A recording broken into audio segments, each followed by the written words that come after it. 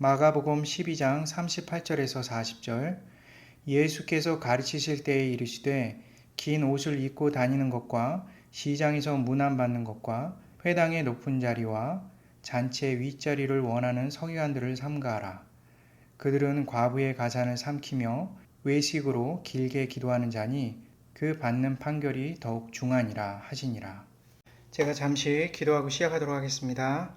사랑과 은혜가 풍성하신 하나님 감사합니다. 주님의 은혜 가운데 주님의 말씀을 듣습니다. 하나님, 이 말씀이 주님의 말씀이 되어 우리 마음판 안에 깊이 새겨질 수 있는 말씀이 되게 허락하여 주옵소서. 예수 그리스도 이름으로 기도드립니다. 아멘. 지난주 말씀에서 보았듯이 서기관들은 확실히 오실 메시아와 달랐습니다. 이에 대한 증거로 예수님께서는 서기관들의 실체를 보여주셨습니다. 서기관들의 인격을 보면 서기관들은 정말 이기적이고 자기중심적이었습니다. 이로 인해 백성들은 스스로 자각하지도 못하는 사이에 서기관들로부터 괴롭힘을 당했습니다. 그리고 예수님께서는 본문에서 이들 서기관들이 정말 원했던 그들의 원초적인 욕망들을 4가지 형태로 말씀하셨습니다.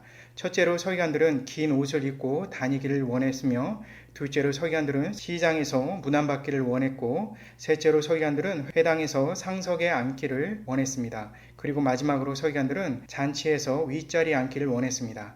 이러한 모습의 의미는 지난주에 자세히 나누었습니다. 그렇지만 오늘 말씀을 위해 되새기는 의미에서 간단히 다시 한번 살펴보도록 하겠습니다. 첫째로 서기관들은 긴 옷을 입고 싶어 하는 것은 자기 분수를 모르고 거짓으로 욕심대로 살고 있음을 보여주고 있습니다.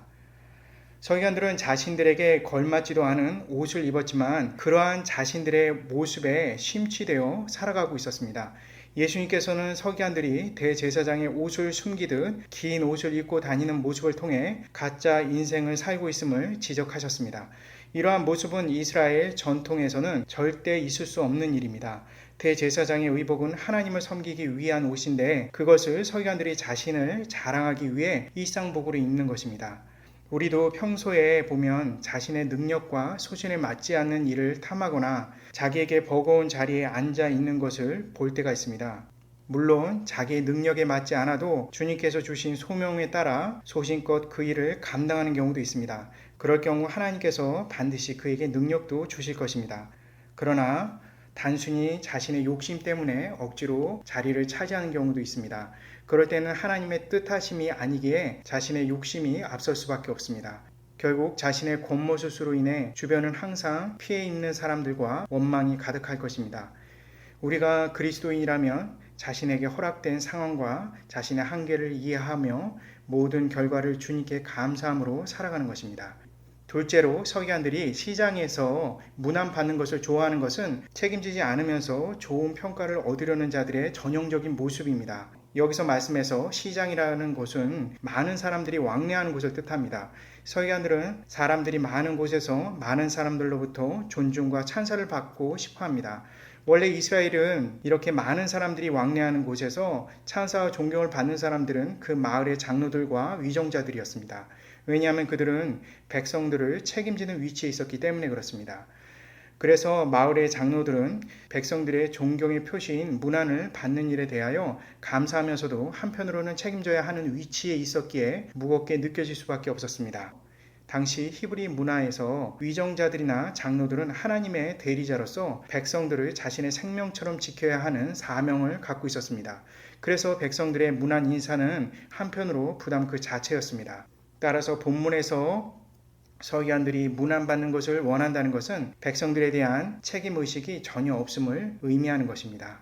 오늘날 우리 신앙인들의 삶 속에서 책임 없이 오로지 자신의 생각과 자신의 자유만을 추구하는 경우가 있습니다.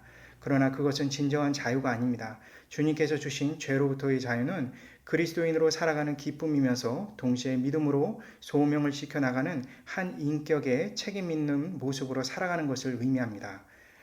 셋째로 서기관들이 회당에서 높은 자리에 앉는 것을 즐겨하는 것은 오직 자신만 독보적인 존재이고 싶은 욕망에 기인한 것입니다. 즉 자신의 모든 권력을 쥐고 싶어하는 욕망을 의미하는 것입니다. 이스라엘의 회당에는 원래 높은 자리란 없습니다. 회당이라는 그 장소 자체가 갖고 있는 성격은 모든 백성들이 하나님 앞에서 동등하게 말씀을 듣고 말씀을 전하는 장소를 의미합니다. 그런데 회당이 갑자기 높은 자리가 생겼습니다. 이스라엘 회당 문화에는 없었던 것이 이웃 이방 문화로부터 영향을 받아 생긴 것입니다. 그러나 서기관들은 그러한 이방 문화에든 상관이 없습니다. 이방 종교와 문화를 극도로 경계하는 이스라엘 모습과 너무나 다릅니다. 서기관들은 자신의 회당에서 높은 자리에 앉아 빛나기만 하면 그만이라는 것입니다. 회당에 있는 모든 자들보다 우월한 존재이고 싶은 서기관들의 욕망을 볼 수가 있는 것입니다. 우리가 잘 알듯이 교회는 한 몸입니다. 그리스도께서 머리 되시며 우리 모두가 각 지체로 살아갑니다. 모두가 존경받는 귀한 자들입니다. 세상은 레벨이고 등급이고 계급이고 분명히 존재합니다. 꼭 차별이라는 말을 하는 것이 아닙니다. 이 세상의 행복은 상대적이기에 세상에는 비교 우위라는 것이 존재합니다. 세상은 어떤 일이든 잘하는 자와 못한 자가 있을 수 있습니다. 사람들마다 각각 하는 일에 따라서 하루 품삯이 다릅니다.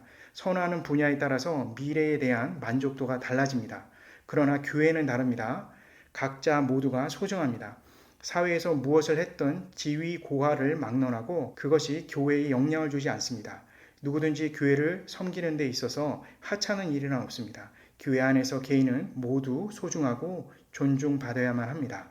그런데 오늘 말씀에서 서기관들은 자기만 최고가 되려는 생각에 사로잡혀 있음을 보게 됩니다. 모두가 함께 해나가는 회당조차도 상석을 만들어 앉고 싶어하는 욕망에 덫에 걸려 있습니다. 서기관들에게 더 이상 하나님의 말씀은 의미 없는 것처럼 보입니다. 서기관들은 다른 이들을 지배하는 욕망으로 가득 차 있습니다. 마지막으로 서기관들이 잔치집에 상석에 앉고 싶어하는 것은 오직 자기만 편하고 자기만 만족하면 되는 자기중심적인 모습입니다. 원래 이스라엘은 잔치집에 상석이 따로 있지 않습니다. 다만 상석이 없지만 주목받는 자리가 있을 수 있습니다. 잔치의 주인공이라든지 그 잔치를 배설하는 주인의 경우 그러합니다.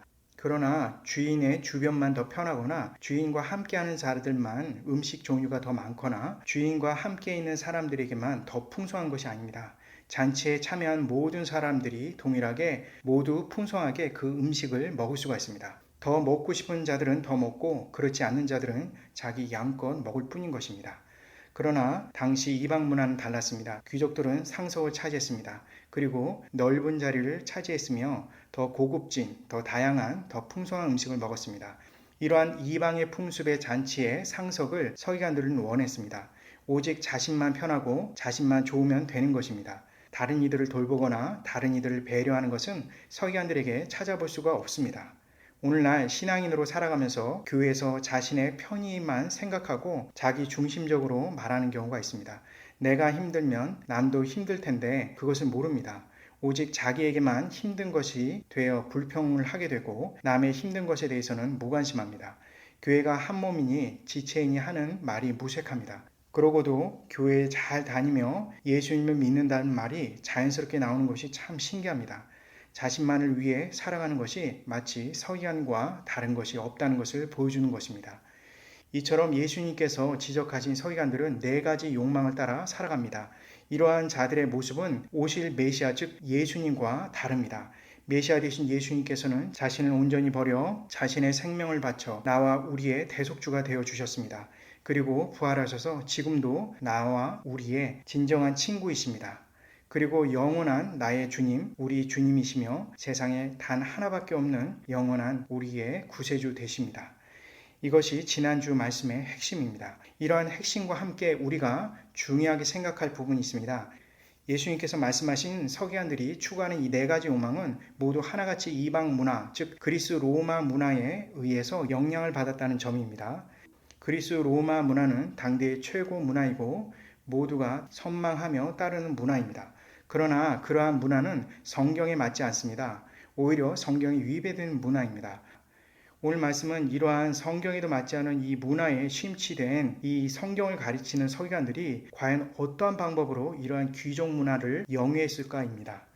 그리스 로마 문화는 귀족들이 향유하는 문화이기 때문에 서기관들이 누리고 싶어도 쉽게 누릴 수 없는 문화입니다. 쉽게 말해서 과연 서기관들이 세상의 고급 문화를 위해 엄청난 재정적인 능력을 갖추고 있을까 하는 것이 의문인 것입니다. 서기관들은 그리스 로마 문화에 심취하며 그러한 귀족적인 삶을 열망하면서 어떻게 많은 금전적인 지출을 감당했을까 하는 것이 궁금하다는 것이죠. 이 부분에 대해서 오늘 예수님께서는 서기관들의 밑바닥에 깔려있는 더 악하고 추악한 모습을 그대로 드러내고 계십니다. 40절 우리 함께 읽어보도록 하겠습니다. 그들은 과부의 가산을 삼키며 외식으로 길게 기도하는 자니 그 받은 판결이 더욱 중하니라 하시니라. 이미 저는 지난주 설교를 통해서 서기관들이 하는 일에 대해서 나누었습니다. 우리가 알고 있는 서기관들의 주된 업무는 성경을 필사하는 것입니다. 그리고 그 필사한 성경에 대해 해석을 붙이거나 그것을 토대로 성경을 백성들에게 가르치는 일을 하였습니다. 그러나 이러한 일들뿐만 아니라 이스라엘의 법이 성경을 기반으로 하기 때문에 서기관들은 법에 관련된 문제를 다루었습니다. 특히 일반 백성들의 편에 서서 오늘날의 민법이라고 하는 법을 처리하기도 했습니다. 뿐만 아니라 어떤 마을이든지 행정적 업무에 있어서 서기관들이 관여하지 않는 부분이 없었습니다. 이에 대해 서기관들은 백성들을 위해서 형법까지도 관여하였습니다. 그만큼 서기관들은 당시 많은 부분에 있어서 백성들을 섬겼으며 그들이 하는 영역이 많았음을 보여주고 있습니다. 하나님께서는 서기관들에게 주신 특별한 사명 때문에 그들은 자신들이 하는 일에 대한 사례를 받지 않았습니다. 그들은 레위 지파이기 때문에 그렇습니다. 주로 그들은 후원자들에 의해 의존하였습니다. 당시 서기관들을 후원하는 자들은 그 마을의 유지이거나 위정자들도 포함되어 있었습니다. 후원의 기준은 아직까지 밝혀지는 부분이 명확하지 않습니다. 물론 여기서 말하는 후원은 어떤 일정한 대가에 의해서 지불 받는 것보다 상당히 안정적이진 못합니다. 후원의 횟수가 일정하거나 후원금이 정해져 있다면 모르겠지만 그렇지 않기 때문에 상황에 따라 늘 달라지는 것입니다. 이러한 상황을 전환하고자 기록에 따르면 서기관들은 일정 후원금을 정기적으로 모금했다라는 그러한 자료도 남아 있습니다. 중요한 것은 이러한 후원만으로는 절대로 예수님께서 지적하신 서기관들이 좋아하는 4가지 욕망을 채울 수는 없습니다. 서기관들이 좋아하는 대제사장의 옷은 매우 고가였습니다. 그뿐만 아니라 그 옷을 사용하는 그 비용도 지불했을 가능성이 많습니다. 마음대로 서기관들이 대제사장의 옷을 입고 활보하는 것을 대제사장 그룹들이 보고만 있을 리가 만무하기 때문에 그렇습니다. 뿐만 아니라 또한 서기관들은 시장에서 사람들로부터 문안받기 위해 자신이 따르는 일정한 무리들을 선발해 두는 것은 당시 서기관들 사이의 관례였습니다. 물론 서기관들의 제자들도 있었지만 서기관들을 둘러싸고 옹호해 주는 직업인들도 있었습니다. 이들에 대한 서기관들이 그들을 향해서 오늘날로 말하면 월급 같은 일정 비용을 지불하였습니다. 또 서기관들은 회당 상석에 앉기 위해서 그곳 관리자들을 로비했다라는 기록도 남아 있습니다. 누가 더 많은 윗돈을 건네느냐에 따라 회당의 상석을 앉는 권한이 바뀌기도 했습니다. 마지막으로 서기관들은 잔치에 상석에 앉기를 원했습니다. 그러나 일반 백성들, 특히 어려운 형편에 있던 자들이 베푸는 잔치는 이스라엘 정통 잔치이기 때문에 서기관들이 참석하기를 원치 않았습니다. 서기관들은 당시 헬라 문화에 익숙한 고급 관료들의 잔치에 초대를 받거나 종교 지도자들 중 특히 사두개인들의 잔치에 적극 참여했을 가능성이 농후합니다. 이러한 잔치에 서기관들이 초청됐을 때 그들은 그리스 로마 귀족들이 향유하는 잔치에서 맛보는 상석의 풍요로움을 경험할 수 있었습니다. 중요한 것은 이런 곳에 초청되는 문제도 모두 금전적인 부분과 연결되어 있다는 점입니다. 그렇다면 이들 서기관들은 후원금만으로 도저히 감당할 수 없는 이러한 돈을 어디서 얻었을까요? 그들 서기관들이 누리길 소망하는 욕망을 어떤 식으로 해결했을까요? 그 답이 바로 40절에 나와 있습니다. 40절에 예수님께서 과부의 자산을 삼킨다라는 그 내용 속에서 서기관들의 자금의 출처를 밝혀주셨습니다. 과부의 자산을 삼킨다는 내용은 히라보로 호이 카이온테스 티스 오이키아스 톤 케론입니다. 전체적인 맥락에 따라서 해석을 동반해서 의역하자면 그들은 과부까지도 모든 것을 몽땅 서서히 가져가 버렸다라는 의미로 우리가 살펴볼 수가 있습니다. 그렇다면 이러한 문맥에 따라 해석의 결과가 나오게 된 내용에 대해서 지금부터 자세히 한번 살펴보도록 하겠습니다. 먼저 첫 번째로 서기관들이 자신의 욕망을 충족하기 위해 필요한 돈을 해결할 방법으로 택한 대상이 바로 과부라는 점이 충격적입니다. 과부는 성경에서 늘 약자로 알고 있습니다. 과부와 고아와 나그네 등등은 모든 이스라엘 사회에서 절대 괴롭혀서는 안 되는 자들로 정해져 있습니다. 만일 이들을 괴롭히거나 이들로부터 원한을 살 경우 하나님께서 직접 나서서 형벌을 내리시겠다고 말씀하셨습니다. 대표적으로 예레미야 7장 6절에서 7절, 에스겔서 22장 7절, 스가랴 7장 10절에서 11절 등이 있습니다. 그 외에도 수많은 구절들이 이에 대한 언급이 되어 있습니다. 이는 출애굽기 22장과 신명기 24장에 직접 예수님께서 이들에 대한 배려를 반드시 해야만 한다는 토라의 내용으로 담아내셨기 때문에 이렇게 말씀하시는 것입니다. 하나님께서 직접 이렇게 나서서 이런 말씀을 하시게 된 이유는 과연 무엇일까요? 하나님께서 과부나 고아를 직접 보호하시겠다고 하는 이유가 분명히 있을 것입니다. 그것은 바로 이들이 어느 곳에도 하소연할 수 없는 사회적으로 가장 약자이기 때문에 그렇습니다. 그래서 만일 이들을 괴롭힐 경우 그 누구도 하나님의 원수가 된다라고 분명히 성경에는 말씀하고 계시는 것입니다. 그런데 서기관들이 바로 자신의 욕망을 충족시키기 위해서 이러한 과부의 돈을 뺏는 것입니다. 절대로 손대지 말아야 할 과부의 돈까지 빼앗는다면 실제로 서기관들은 모든 자들의 돈도 그렇게 빼앗을 수 있음을 의미하는 것입니다. 율법에서 금한 말씀을 그것도 사두개인들도 바리새인들도 모두 인정하는 이 토라 말씀에 분명히 적혀져 있음에도 불구하고 그들의 스승이며 또 율법 학자인 서기관들이 정면으로 어기고 있는 것입니다. 다음 두 번째로 우리가 살펴볼 것은 바로 삼킨다는 표현입니다. 히라브로 카테세우이입니다. 보통 삼킬 때 음식물을 배로 내려간지 우리는 알 수 없는 상황에 삼키게 된다는 것을 의미하는 것이죠. 따라서 삼킨다는 표현은 과부가 자신의 가산이 서기관들로부터 언제 빼앗기는지 모를 정도로 자연스럽게 넘어가는 것을 의미하는 것입니다. 한마디로 말해서 과부는 절대로 알 수 없는 사이에 자신의 모든 것들을 뺏기는 것을 의미하는 것이죠. 세 번째로 과부가 빼앗기는 것이 가산이라고 나온 부분에 대해서 우리가 주목할 필요가 있습니다. 가산이라는 것은 히라브로 오이카인데요. 이건 집이라는 의미죠. 하지만 이 의미를 문맥적으로 고려한다면 모든 것과 함께 집까지도 포함해서 뺏긴다라는 의미로 해석할 수가 있는 것이죠. 다시 말해서 서기관들은 과부의 모든 것을 뺐을 뿐만 아니라 집까지도 빼앗아 과부가 살 수 없는 상황까지 이르게 한다라는 것이죠. 서기관들은 자신의 욕망을 끝까지 충족시키기 위해서 과부의 그 모든 것까지도 다 털어가는 것을 의미하는 것입니다. 그렇다면 어떤 방법으로 서기관들은 과부의 전 재산을 소리 없이 눈치채지 못한 상태에서 빼앗아 갈 수 있을까요? 그것은 40절 마지막 부분에 보면 외식으로 길게 기도하는 내용에서 우리가 알 수가 있습니다. 물론 이 역시 서기관들의 최후의 방법으로 동원되는 것을 의미합니다. 다른 방법들을 모두 동원한 후에 최후의 단계에서 사용하고 있음을 우리가 유의해서 생각해 볼 필요가 있는 것이죠. 아마도 서기관들은 먼저 법적인 부분과 행정적인 절차에 능통했기에 과부에게 남겨진 재산을 관리하며 서서히 합법적으로 훔쳐갔을 것입니다. 또는 법적인 다툼이 있을 때 과부의 재산을 한 번에 법적으로 합법적으로 훔쳐가는 내용도 우리가 생각해 볼 수가 있습니다. 그러나 이것도 저것도 어렵다고 한다면 또는 서기관들이 뺏는 과정에서 과부에게 의심을 받는다고 한다면 서기관들은 자신들의 종교적 경건함을 보여줌으로써 신뢰를 갖게 하였음을 우리가 알 수가 있는 것입니다. 서기관들이 오래 기도함으로써 과부의 의심을 덜어내거나 또는 법적으로 행정적으로 안 되는 부분을 종교의 힘을 빌려 후원하도록 유도하는 것입니다. 이러한 집요한 서기관들의 죄가 너무나 크기에 예수님께서 그들이 받은 판결이 더 중할 것이라고 말씀하시고 계십니다. 서기관들이 법적으로 장난을 치고 과부와 같은 어려운 처지에 있는 사람의 돈을 삼킨다라는 그 부분에 대해서 하나님께서 이 부분에 대해서 응징하시는 것입니다. 하나님께서 서기관들의 원수가 되어주시는 것이죠. 그들이 행했던 것과 동일한 방법으로 법적으로 처리하실 뿐만 아니라 더 무겁게 법적으로 다루실 것을 약속하시고 계시는 것입니다. 이는 예수님께서 서기관들의 죄악을 정말 크게 보신다는 것을 알 수가 있습니다. 반드시 서기관들의 악을 도려내며 처벌하실 것을 확고히 하시는 그런 내용인 것입니다. 이 말씀의 핵심은 바로 무엇입니까?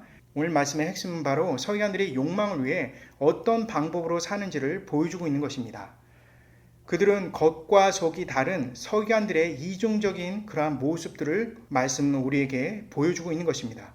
겉으로는 고고한 채 멋있는 삶을 살고 있는 것처럼 보여주고 있지만 실제로는 욕망이 충실하며 절제가 없는 정말 파렴치한 모습을 그대로 보여주고 있는 것입니다. 그러나 중요한 것은 이러한 이들의 이중적인 것만은 아닙니다.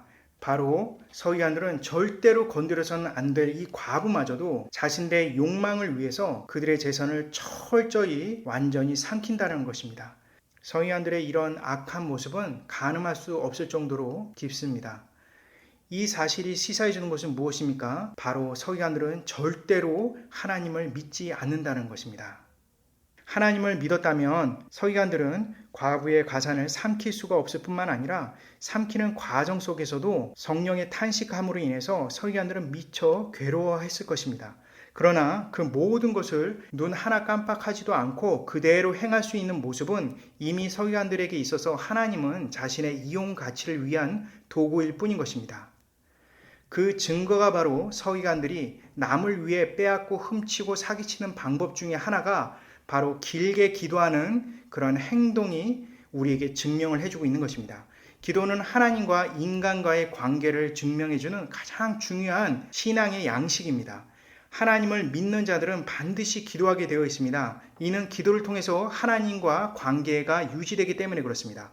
기도를 오래 한다는 것은 무엇을 의미합니까? 믿는 자가 기도를 오래 한다는 것은 하나님의 뜻이나 자신의 원함이 서로 갈등을 갖고 있음을 의미하는 것이죠. 그리고 결과적으로 자신의 죄를 통회하기에 이르게 됩니다. 하나님의 뜻에 그 기쁨을 얻는 과정 속에서 오래 기도할 수도 있는 것이죠.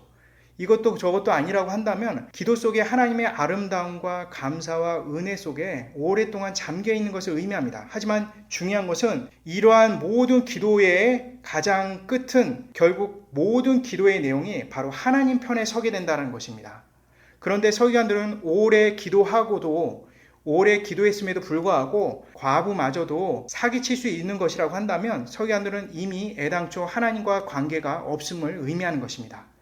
서기관들은 오직 자신의 욕심을 위해 남의 가산을 삼키는 방법으로 기도를 오래 했지만 회개하기는커녕 오히려 완전한 범죄를 이루기 위한 도구로 기도를 사용했습니다. 이것이 바로 서기관들이 성령 하나님의 내주하심을 절대로 경험해 본 적이 없음을 시사해 주는 것입니다.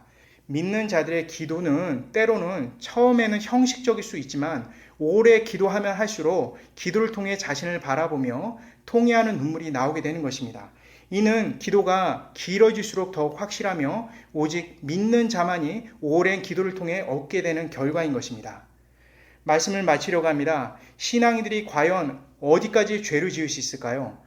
우리는 과연 서기관들처럼 남을 속이고 자신을 속이고 자신의 양심을 팔 뿐만 아니라 결정적으로 계속해서 성령 하나님을 전혀 의식하지 않고 계속해서 끊임없이 죄를 지을 수 있는지 물어보고 있는 것입니다. 우리는 신앙인입니다. 우리가 과연 신앙이라면 우리는 서기관처럼 될 수 없음을 알아야 하는 것입니다. 만일 우리가 서기관처럼 행동한다면 그것은 하나님 앞에서 어떠한 처벌도 받겠다라는 대담성이 있거나 아니면 애당초 하나님을 믿지 않거나 이 둘 중에 하나인 것입니다. 우리의 믿음이 도덕적인 것을 증명할 수는 없습니다. 도덕적이어도 믿음이 없는 자가 있을 수 있습니다. 또한 믿는다고 하더라도 절대로 도덕적인 삶을 살고 있다라고 우리가 생각할 수가 없습니다. 그것은 오산이죠. 그러나 적어도 믿는 자들이라고 한다면 하나님 앞에서 양심의 거리낌이 있거나 하나님의 말씀을 알고도 따르지 않을 때 그 괴로움의 무게 때문에 인생이 지쳐 죽을 것 같은 공허감이 찾아오게 되는 것입니다. 믿는 자들은 죄를 짓지 않는 것이 아닙니다. 믿는 자들은 지은 죄로 인해서 회개하지 않고는 견딜 수 없는 자들을 의미하는 것입니다. 죄를 지은 자신이 얼마나 악한지 고백할 수밖에 없는 것이죠. 동시에 그 죄로 인해서 모든 것이 무너질 수 있는 상황이 몰려오는 것입니다. 그렇기 때문에 우리는 날마다 기도할 수밖에 없습니다. 지은 죄가 있다면 회개할 수밖에 없을 뿐만 아니라 죄를 짓지 않기 위해서라도 은혜를 간구하기 위해서라도 우리는 기도를 해야 하는 것입니다. 그것이 우리의 믿는 사람들이 서기관들과 분명히 다르다는 것을 보여주고 있는 것이죠. 그것이 우리 믿는 자들이 세상과 다르며 그리고 그것이 우리 믿는 자들이 거짓 믿는 자들과 다르다는 증거인 것입니다. 주 예수 그리스도를 믿으십니까? 그렇다면 반드시 우리는 주님 앞에 날마다 회개할 수밖에 없을 것입니다. 그것이 믿는 자들의 증거인 것입니다. 제가 기도하겠습니다. 사랑과 은혜가 풍성하신 하나님 감사합니다. 하나님, 우리가 예수 그리스도를 믿고 살아갑니다. 하지만 우리는 여전히 죄악되며 부족하며 연약합니다. 그로 인해서 우리가 죄를 지을 수가 있습니다. 하나님, 그럴 때마다 우리의 양심이 그리고 성령께서 내주하심으로 인해서 우리가 더욱더 주님 앞에 회개할 수 있는 그러한 참된 참회의 기도를 주님께 올릴 수 있도록 주께서 인도하여 주옵소서. 또한 죄 짓지 않는 상황으로 주께서 은혜를 베풀어 주옵소서. 예수 그리스도 이름으로 기도드립니다. 아멘.